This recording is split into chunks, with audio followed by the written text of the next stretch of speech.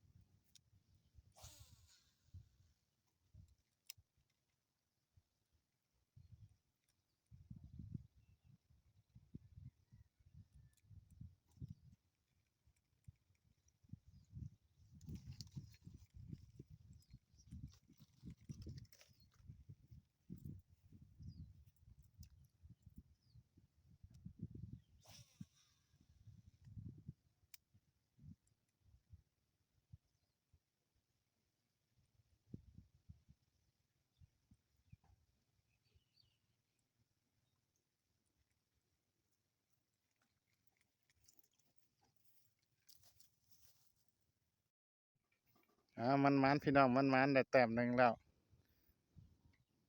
ครึ่งโลพี่น้องครึ่งโลได้แต้มหนึ่ง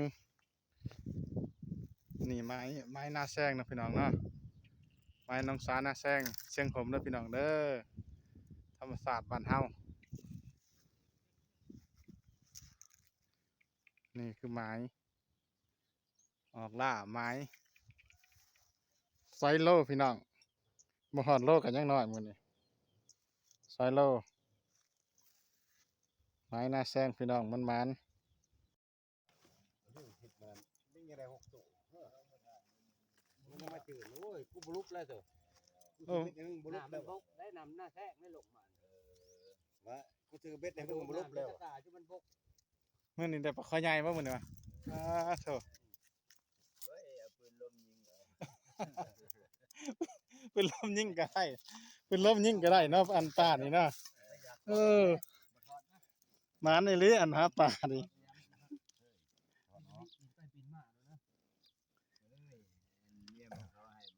เฮ้ยเจ้าถอดมันสิฮะเขาแบบนี้